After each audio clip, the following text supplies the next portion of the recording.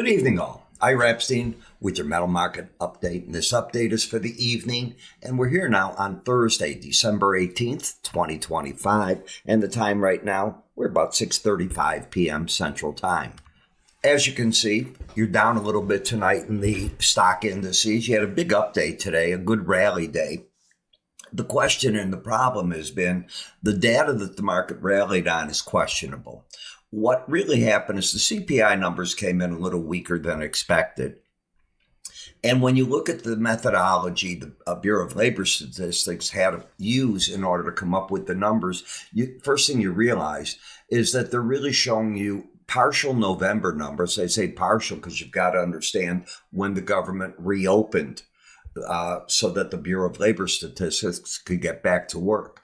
They decided not to collect the October data. So you're looking at November versus September numbers.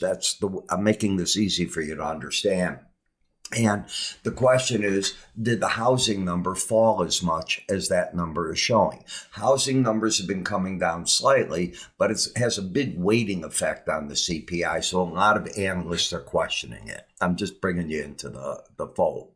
The gold tonight losing a little bit against the silver. Copper's basically unchanged. And the market that is staying very strong is the platinum market. On the energy front, you keep hearing me talk about the fact that no matter what Trump does about trying to get rid of Maduro in Venezuela, it's not that there's more demand for the oil, it's that he took some supply off by putting the embargo on the oil. And that is what I don't call that a bullish demand factor. That can be made up in many different ways. In the bonds and notes, as you can see, you're adding back some yield tonight. So that too is one of the important things that is going on. When I look at the gold chart on a weekly chart of closes, you're at an all-time high. I mean, just take a look at how high up you are. You're in pretty good shape right here.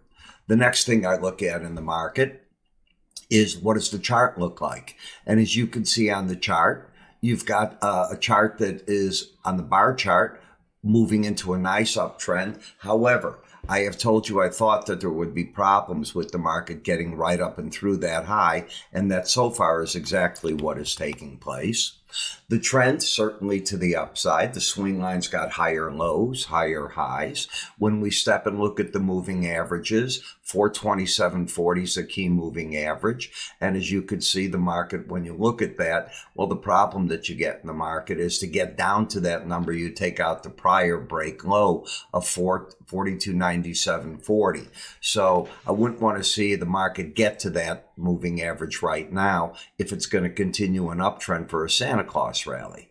In terms of Bollinger Bands, you keep fighting at them on the upside. You push them, you back off, you push them, you back off, but that's the sign of a bull market. And in the slow stochastics, what is bothersome is that the market flirts with losing the embedded reading, gets it right back, keeps it, and tonight, market backing off and flirting with losing it again. So I'd be very, very cautious here. I do see problems that are taking place with that, and I think you want to pay good, close attention to it.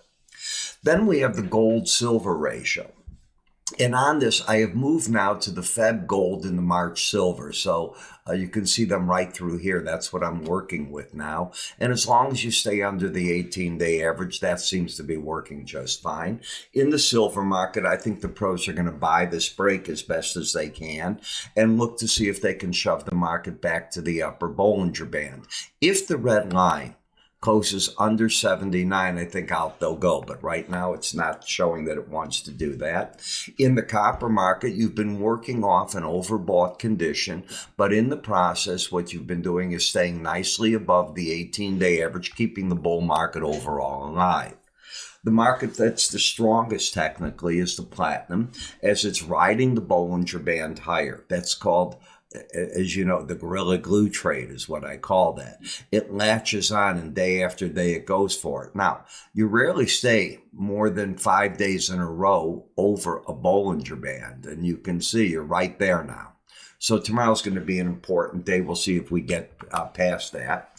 In the dollar, the battle, as I've pointed out to you, has been at the 100-day average down to the Bollinger Band, and you're getting a little bit of a lift. You've lost the bearish embedded reading.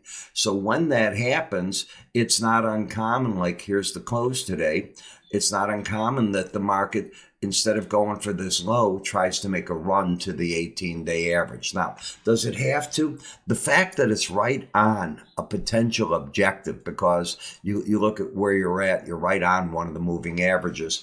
I hate when it does that. It's easier for the market to make a run when you're away from that average. But I still think that that's a good possibility in this market.